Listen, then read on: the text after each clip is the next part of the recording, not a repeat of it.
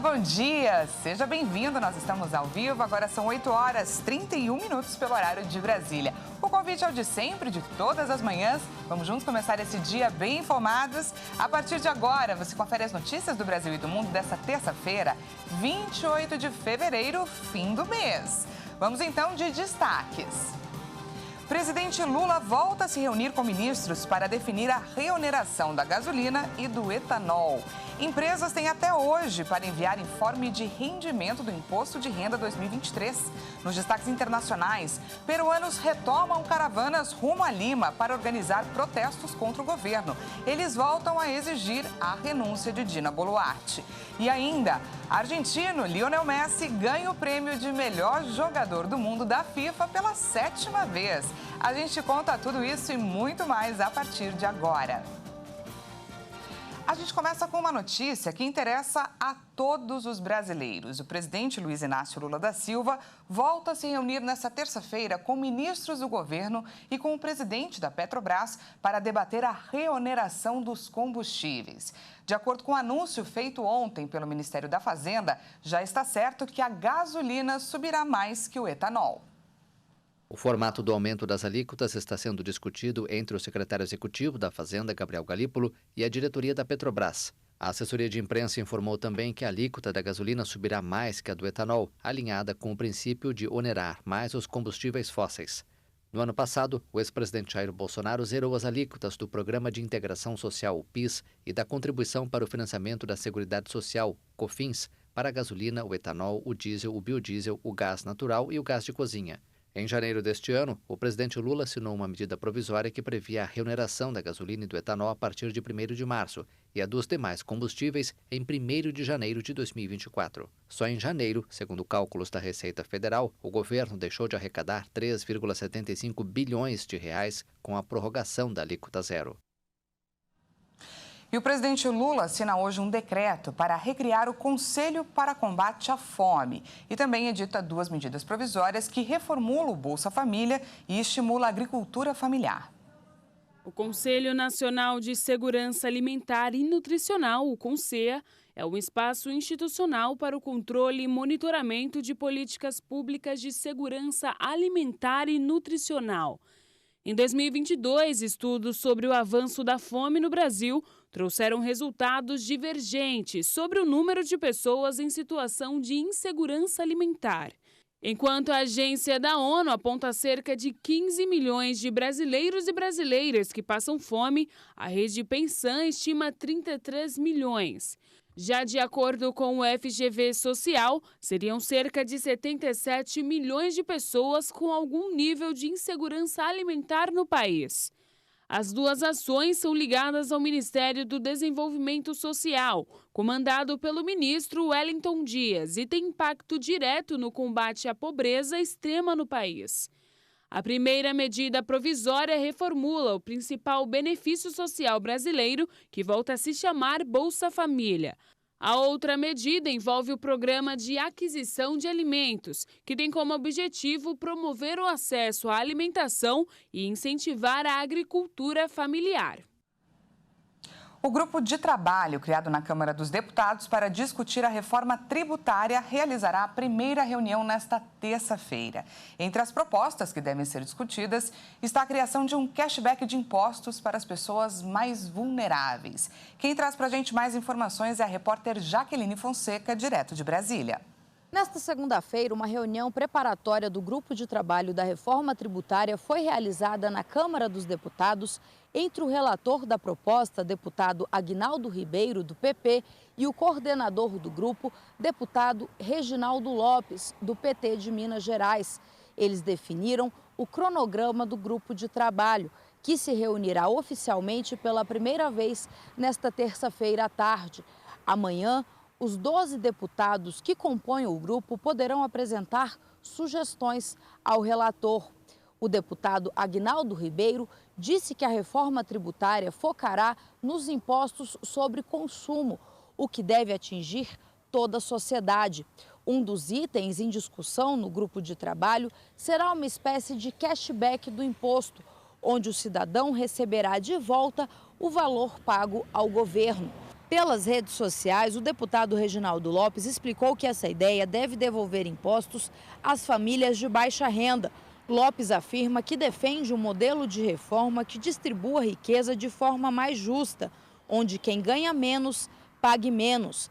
A ideia do grupo de trabalho e também do governo federal é votar a reforma tributária ainda no primeiro semestre deste ano.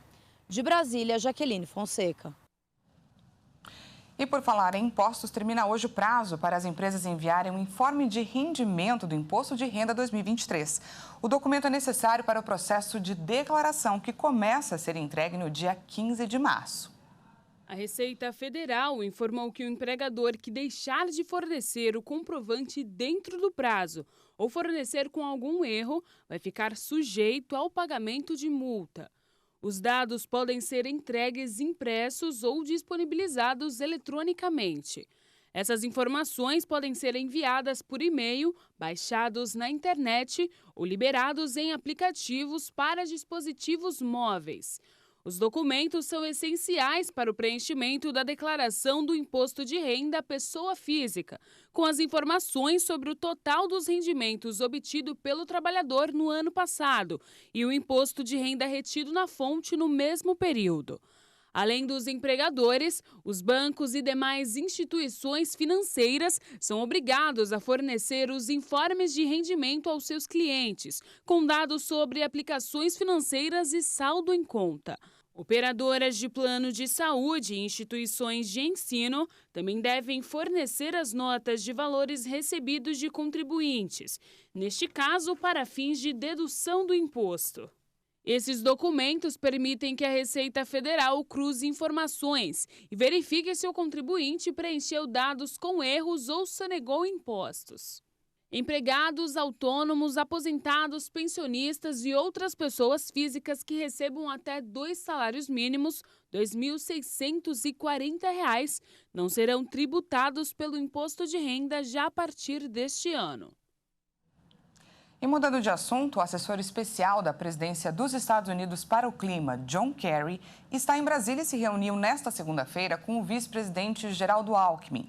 Segundo Alckmin, os Estados Unidos estão empenhados na arrecadação de recursos volumosos para o Fundo Amazônia. Nessa terça-feira, John Kerry deve se encontrar com a ministra do Meio Ambiente, Marina Silva, e a expectativa é de que os dois governos anunciem compromissos ambientais e comerciais em conjunto.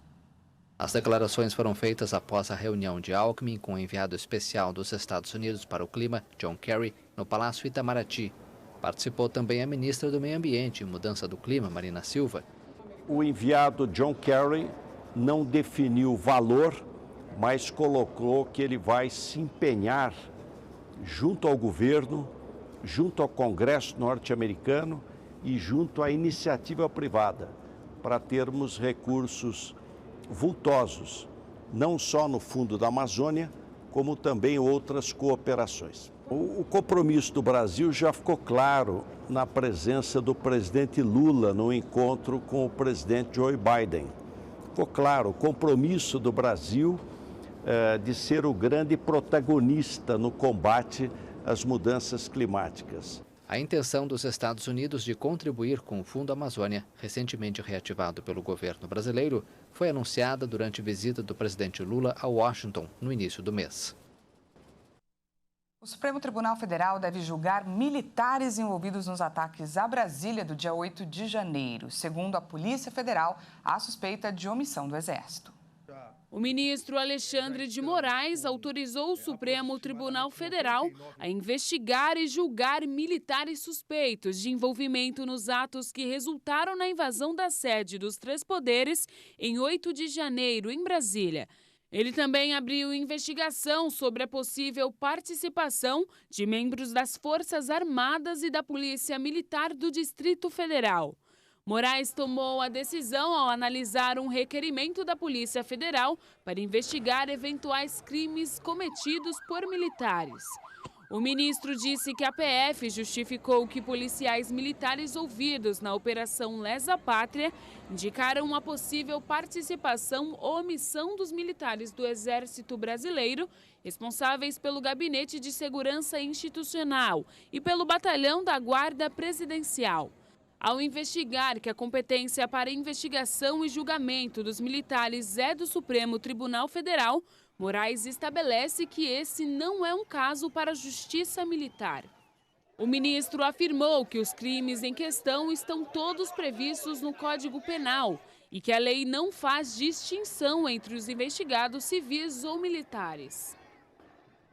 A Procuradoria-Geral da República pediu ao STF a manutenção da prisão do ex-secretário de Segurança do Distrito Federal, Anderson Torres. A PGR explicou que a minuta encontrada na casa de Anderson Torres estava em pasta do governo federal e não seria jogada fora. E, a pedido da Polícia Federal, Moraes prorrogou o inquérito contra o ex-governador Ibanez Rocha e também contra Anderson Torres no STF por mais 60 dias.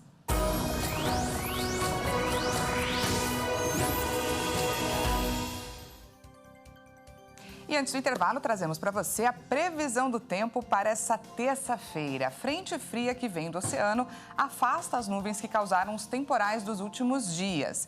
Mas olha só, traz uma leve queda nas temperaturas. Vamos notar baixas em parte do sudeste, principalmente em São Paulo e no Paraná, no sul. Mas o Rio de Janeiro, Rio Grande do Sul, norte e nordeste e uma pequena parte ali do centro-oeste devem continuar quentes. Vamos então agora conferir como fica o tempo em algumas cidades do país. Começamos pelo Rio de Janeiro. O dia por lá será de calor com pancadas de chuva pela tarde à noite. A máxima chega aos 33 graus. Agora vamos conferir no sul do país, em Curitiba, no Paraná. O dia também será de calor com chuva a qualquer hora. A máxima chega aos 23 graus. Para finalizar, falamos aqui de São Paulo. Vamos dar uma olhada em como está o tempo aqui no centro da capital paulista. Olha só, está tudo bem nublado, mas tudo indica que o dia será hoje abafado e, claro, com chuva a qualquer hora. Então, prepare o guarda-chuva, pois pela manhã já garoou e a previsão é de que o dia continue assim bastante instável. A máxima chega hoje aos 26 graus.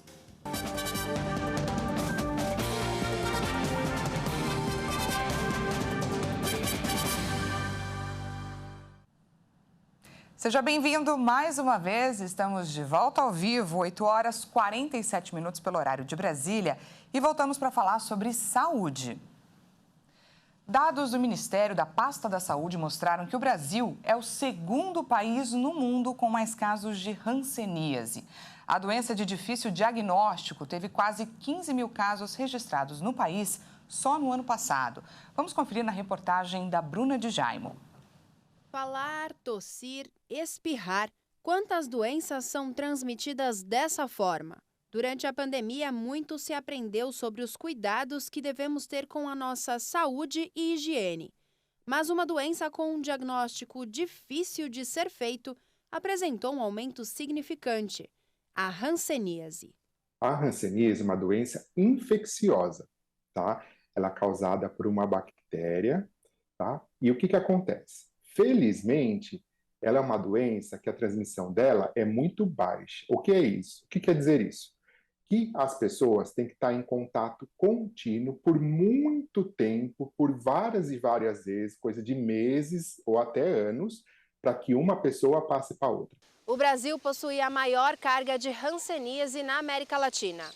No mundo, ocupa o segundo lugar no ranking de detecções da doença, ficando atrás apenas da Índia. Dados do Ministério da Saúde apontam que Brasil, Indonésia e Índia detêm 75% do número de casos globais. Os sintomas da doença não são tão evidentes e muitas vezes o diagnóstico é feito de forma tardia, quando esses sintomas já estão avançados. O primeiro sintoma, que é o mais clássico, quando tem a hanseníase, né, o quadro inicial é uma mancha no corpo, geralmente uma lesão única, podem ter outras, mas geralmente uma lesão, uma mancha no corpo, que a pessoa perde a sensibilidade. Isso é o clássico característico da hanseníase. Então você vai lá, há uma lesão que não coça, que não dói, você coloca uma pontinha de agulha, a pessoa não sente, a gente faz os testes, você põe alguma coisa quente, a pessoa não sente, você faz pressão, a pessoa não sente. Então isso é muito sugestivo de hanseníase. E aí é feito um exame, que a gente tira uma amostra da pele, uma biópsia, manda para o laboratório para confirmar. Em alguns casos, eles podem aparecer poucos meses após a contaminação e em outros podem demorar até 20 anos. Se não for tratada logo, as alterações físicas podem ser irreversíveis. O tratamento é feito com antibióticos e pode levar de 6 meses a 1 ano. O tratamento já é possível totalmente grátis, feito só pela rede pública. Você não consegue comprar medicação por mais que você queira. Ela é dada e funciona direitinho pelo SUS. A novidade é que, recentemente, o Ministério da Saúde fez a inclusão de novos testes laboratoriais complementares ao diagnóstico da hanseníase. Entre eles, um teste rápido no Sistema Público de Saúde. No Brasil, a Estratégia Nacional para o Enfrentamento da Hanseníase estabelece metas até 2030 para interromper a cadeia de transmissão, reduzindo o número de novos casos e dos diagnósticos tardios em que há alto grau de incapacidade física. Um dos objetivos também é propor ações para combater o estigma e a discriminação contra esses pacientes que, se estão em tratamento, deixam de transmitir a doença. Em manifestação ao Superior Tribunal de Justiça, o Ministério Público Federal disse que concorda em transferir a pena de prisão do jogador Robinho para o Brasil e forneceu os endereços em que ele deve ser notificado. A justiça italiana condenou o jogador a 9 anos pelo crime de estupro e não cabe mais recurso. Como ele está no Brasil, foi solicitada na semana passada que ele cumpra a pena em território brasileiro. Agora cabe ao STJ analisar se a sentença italiana atende os requisitos para ser cumprida no Brasil. Nesses casos, é comum o MPF se manifestar a respeito. A presidente do STJ, ministra Maria Tereza de Assis Moura, determinou a citação do jogador Robinho no processo e intimou a Procuradoria-Geral da República a indicar um endereço válido para a notificação. Foi o que aconteceu agora. O Ministério da Justiça informou ao STJ que o governo italiano tentou extraditar o jogador, mas não obteve sucesso diante do impedimento da Constituição Federal, segundo o qual nenhum brasileiro nato pode ser extraditado. Para o Ministério da Justiça, diante desse obstáculo, a solução é a transferência da execução da pena. A manifestação do MPF, assinada pelo subprocurador-geral da República, Carlos Frederico Santos, diz que o jogador deverá apresentar os argumentos dele contra a prisão. E agora vamos para os destaques internacionais. Moradores das regiões andinas do sul do Peru retomaram as caravanas rumo à capital Lima para organizar protestos contra o governo. Manifestantes exigem a renúncia da presidente Dina Boluarte, a quem chamam de usurpadora. Mais de 100 pessoas partiram da cidade no sul na segunda-feira a bordo de ônibus e acompanhados de aplausos dos moradores. Esta é uma das primeiras caravanas organizadas desde meados de janeiro, quando milhares de pessoas viajaram de diversas regiões do sul andino para Lima. Eles pisaram em nós amarais, então por isso tudo, irmãos, não vamos pedir. Em nível nacional, temos apenas uma palavra de ordem, a renúncia imediata da usurpadora Dina Boluarte. Quase 50 pessoas morreram na repressão aos protestos, que começaram há mais de 2 meses e também exigem a convocação de eleições gerais e uma Assembleia Constituinte. O ministro da Defesa confirmou na segunda-feira à emissora local RPP que há uma investigação interna nas Forças Armadas pela atuação durante as manifestações. A secretária do Tesouro dos Estados Unidos, Janet Yellen, anunciou durante uma visita a Kiev a transferência de mais de $1 bilhão para a Ucrânia para ajudar o país a responder aos ataques russos, aliviando suas finanças. A quantia equivale a 6,2 bilhões de reais. Uma semana depois da visita surpresa do presidente americano Joe Biden, Yellen se reuniu com o presidente ucraniano Volodymyr Zelensky e anunciou a transferência do dinheiro. É a primeira entrega dos cerca de $10 bilhões de ajuda orçamentária que os Estados Unidos fornecerão nos próximos meses, afirmou a secretária do Tesouro. Os Estados Unidos forneceram à Ucrânia em 2022 cerca de $50 bilhões em ajuda de segurança econômica e humanitária, lembrou Yellen, o que faz de Washington o maior doador bilateral de Kiev. Esse valor equivale a 260 bilhões de reais. Cientistas americanos informaram que o gelo marinho da Antártida diminuiu nas últimas semanas e atingiu a sua menor extensão em 45 anos. O Centro Nacional de Dados de Gelo e Neve, da Universidade de Colorado, informou que o gelo marinho antártico diminuiu para 1,79 milhão de quilômetros quadrados em 21 de fevereiro. Essa área superou em 136 mil quilômetros quadrados o mínimo histórico anterior, registrado em 2022. Cientistas do centro destacaram que o dado é preliminar, já que ainda pode ocorrer um novo degelo no fim da estação. Um número definitivo sobre a extensão do gelo na Antártida vai ser divulgado em março. A plataforma de gelo, uma geleira espessa de água doce que recobre a Antártida, é objeto de atenção especial de parte dos cientistas, pois contém água suficiente para provocar, se derreter, um aumento catastrófico do nível dos oceanos. O degelo marinho é problemático porque ajuda a acelerar o aquecimento global. Quando o gelo marinho, que reflete de volta para o espaço até 90% da energia solar, é substituído por um mar escuro e descongelado, a água absorve um percentual parecido de calor do Sol. Essa edição fica por aqui. Muito obrigada pela sua companhia. Às 10 horas, Kleber Werneck chega com mais informações para você. Até mais!